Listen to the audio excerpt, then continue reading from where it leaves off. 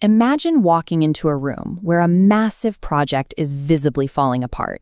You instinctively step up to perform the act of taking control. You forcefully drop the pitch of your voice. You widen your stance. Your gestures get unusually broad, and your muscles instantly tighten. We do this because corporate culture obsesses over high-magnitude leadership pivots. We celebrate the sweeping boardroom declarations and the viral table-pounding speeches. We have been trained to view charisma as an isolated, adrenaline-fueled event that we can summon on command, rather than a continuous, sustainable physical state. This animated diagram illustrates biomechanical force. Attempting to summon a massive persona under pressure is like moving heavy furniture by suddenly jerking your entire body. You might lift it momentarily, but structural failure is inevitable, and you tear a muscle. Performance-based authority burns through your immediate energy reserves.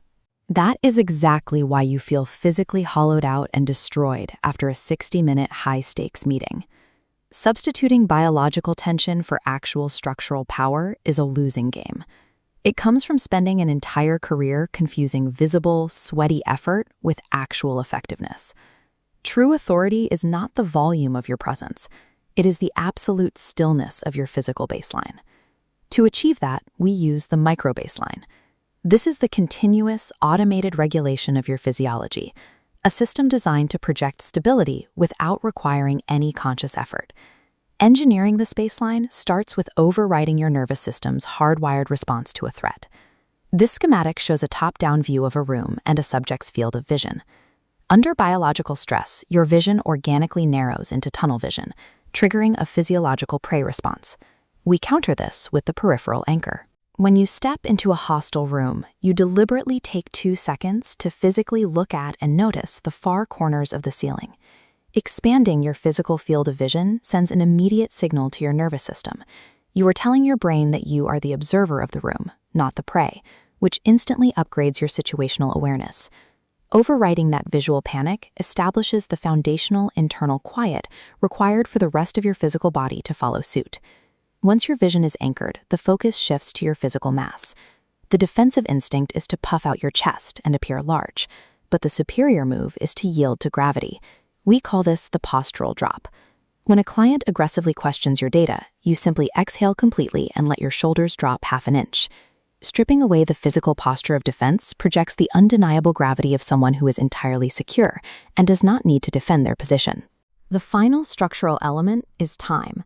Specifically, controlling the space between an external trigger and your internal response. This timeline graph maps an incoming trigger followed by a response.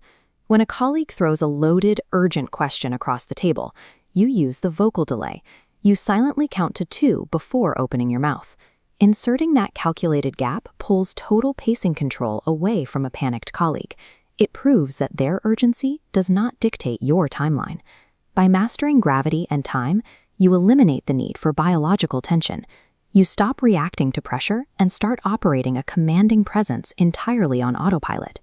Walk back into that chaotic, failing boardroom from earlier, but this time operate entirely from an engineered microbaseline.